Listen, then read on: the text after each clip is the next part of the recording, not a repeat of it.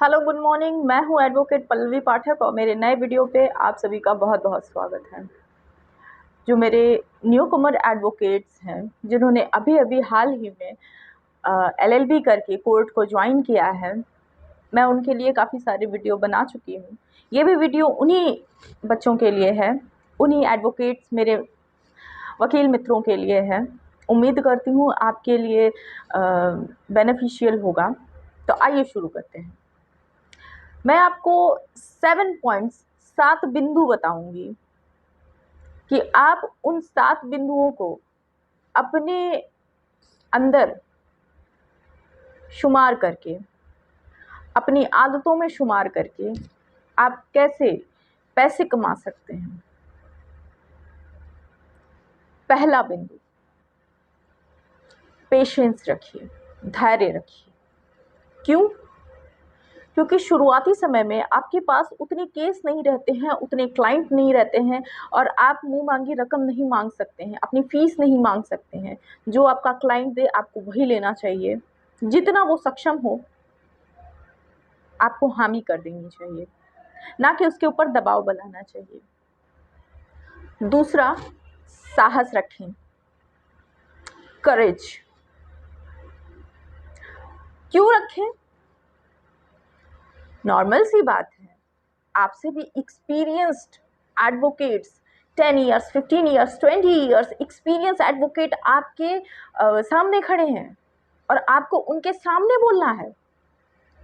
दिमाग में कभी भी ये चीज़ मत लाइए कि मैंने जो प्रिपरेशन की है, मैंने जो तैयारी की है, मैं बोल पाऊंगा कि नहीं बोल पाऊंगा, या बोल पाऊंगी या नहीं बोल पाऊंगी। अगर आप इस तरीके का थॉट रखते हैं अपने दिमाग में, तो कहीं ना कहीं आप वहाँ पे अटक जाएंगे और बोल नहीं पाएंगे। कोर्ट में बोलना है तो करेज यानी कि साहस होना बहुत ज़रूरी है। ये बिल्कुल मत सोचिए कि मैजिस्ट्रेट के सामने मैं बोल रहा हूँ और या मेरे सीनियर एडवोकेट्स के सामने मैं बोल रहा हूँ, कोई सुनेगा मैं गलत बोल रहा हूँ तो क्या होगा। उसकी प्रैक्टिस आप घर से करके जाइए। अगर अंदर से आप अपने आप को मजबूत नहीं बनाएंगे तो आप कोर्ट में, अदालत में खड़े होकर नहीं बोल पाएंगे। मैंने अपने प्रीवियस वीडियो में बताया भी था ये चीज़ कि 400 बच्चे इनरोल्ड होते हैं एक शहर से, जिसमें से सिर्फ 40 बच्चे ही वकालत पेशे को चुनते हैं कि हाँ मुझे वकालत करनी है। और अगर आपने वो प्रोफेशन चुना है तो पहला पेशेंस यानी कि धैर्य रखिए, और दूसरा आपके अंदर साहस होना बहुत ज़रूरी है। अगर साहस नहीं रहेगा आपके अंदर तो आप केसेस नहीं लड़ पाएंगे। उम्मीद करती हूँ अभी तक आप लोगों को मेरी बात समझ में आ रही होगी। तीसरा है प्रिपरेशन, तैयारी। जो भी केस फाइल आप ले रहे हैं, जिसको भी आप हैंडल कर रहे हैं, चाहे वो चोरी से, थेफ्ट से संबंधित हो, मिस अप्रोप्रिएशन से हो, डिफॉर्मेशन मानहानि से हो, मर्डर से हो, रेप से हो, anything anything, contempt of murder हो, जो भी आपका केस है उसकी तैयारी करो। पहले उसको पढ़ो, उसको समझो कि उसमें आपको बोलना क्या है और इसमें ऐसा क्या चीज़ आपको ड्राफ्ट करना है, क्या बनाना है इसमें, और क्या चीज़ मेक करना है इसमें, आपको वो चीज़ पता होनी चाहिए। तभी आप एक अच्छा केस तैयार कर सकते हो। बिना प्रिपरेशन के आप कुछ भी नहीं कर सकते हो।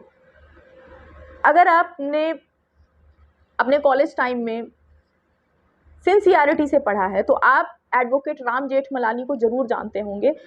वो इतने एक्सपीरियंस वकील हैं जिनके जो ऑर्डर्स होते हैं वो हम लोग देखते हैं। जाकर सर्च कर लीजिए, अगर वो किसी भी टॉपिक पे अगर वो बहस करते हैं कोर्ट में, तो वो 14 से 15 घंटे तैयारी करते हैं उस केस पर। इतने सीनियर एडवोकेट हैं, सोच लीजिए कि वो राम जेठमलानी एडवोकेट हैं, उसके बावजूद वो 14 से 15 घंटे स्टडी करते हैं अपने केस के लिए। आप तो नए हैं, मैं खुद अपने केस के लिए तैयारी करती हूँ, मेरे हस्बैंड भी एडवोकेट हैं, वो भी तैयारी करते हैं। ऐसा नहीं है कि हम लोगों ने बस पढ़ा और कोर्ट में जाके पन्ना ऐसे सामने रखा और बोल दिया। नहीं, ऐसा नहीं होता है। जब तक आप उस केस की तैयारी नहीं करेंगे तब तक आप कोर्ट में नहीं बोल पाएंगे। ये था तीसरा पॉइंट। चौथा पॉइंट है ब्रेविटी। जितने कम शब्दों में हो सके उतने कम शब्दों में आप अपने जो मुकदमा है उसको व्याख्यान करें, उसके बारे में बताएं कोर्ट में, अदालत में। इससे मैजिस्ट्रेट के सामने आपकी छवि अच्छी बनती है। जो आपके सीनियर एडवोकेट्स हैं वो भी आपको सुनते हैं तो सोचते हैं कि हाँ, ये लड़का या ये लड़की आगे निकलने लायक है, इसमें पोटेंशियल है। पांचवा पॉइंट है कॉमन सेंस। आप बहस कर रहे हैं और अचानक से कोई पॉइंट आ जाता है आपके सामने और आपके ध्यान में नहीं आता है कि ये कौन सा सेक्शन है, इसके अंदर क्या था, अचानक से। लेकिन कहीं ना कहीं आपके दिमाग में ये चीज़ होगा कि नहीं, इसको मैं इस चीज़ से रिलेट करके अगर एग्जाम्पल दूं तो हो सकता है कुछ मैच हो जाए। तो कॉमन सेंस होना एक वकील के पास बहुत ज़रूरी होता है, उस चीज़ का भी ध्यान दीजिए। कॉमन सेंस को अनुभव जनति कहते हैं, ठीक है। उसके बाद छठवां पॉइंट है रिसर्च स्किल। अनुसंधान कौशल का होना आपके अंदर बहुत ज़रूरी है। मैं जब अपने सीनियर एडवोकेट यानी कि मिसेस दुर्गा त्रिपाठी के अंडर में थी तो मेरे साथ एक और लड़का था, हम लोगों ने साथ ही में ज्वाइन किया हुआ था। वो इलाहाबाद यूनिवर्सिटी से पढ़ा था और मैं KNI PSS से सुल्तानपुर डिस्ट्रिक्ट से पढ़ कर गई थी। नॉर्मल सी बात है, हम दोनों की पढ़ाई में, स्टडी में ज़मीन आसमान का अंतर था। लेकिन जब मेरी सीनियर ने एक टॉपिक दिया कि इस पर आप तैयारी करके बताइए, मुझे विदिन 5 मिनट्स लगे उस पर तैयारी करने में। मैंने क्या किया, फटाक से मैंने गूगल पे सर्च किया उस जजमेंट के बारे में और उसको कॉपी पेस्ट किया और उसका एक स्क्रीनशॉट निकाला और फिर उसको तैयार करके मैम के सामने रख दिया। मुझे 5 to 6 मिनट्स लगे थे वो सबमिट करने, मैम के पास सबमिट करने में। उसको 1.5 आवर्स लगे। अपने कॉलेज का टॉपर था वो। मेरी सीनियर ये चीज़ देखकर बहुत ज़्यादा इम्प्रेसिव हुई और कहीं ना कहीं उनका ध्यान मेरी तरफ ज़्यादा था। किसी को भी नोटिस भेजनी है या फिर किसी का बेल तैयार करवाना है या फिर किसी भी केस पे अगर कुछ बात करनी है तो उस बंदे से पहले, उस एडवोकेट से पहले, मेरे साथ जिसने ज्वाइन किया था उससे पहले वो मुझसे एकोमोडेशन लेती थी कि पल्लवी तुम बताओ इसमें क्या करना चाहिए मुझे।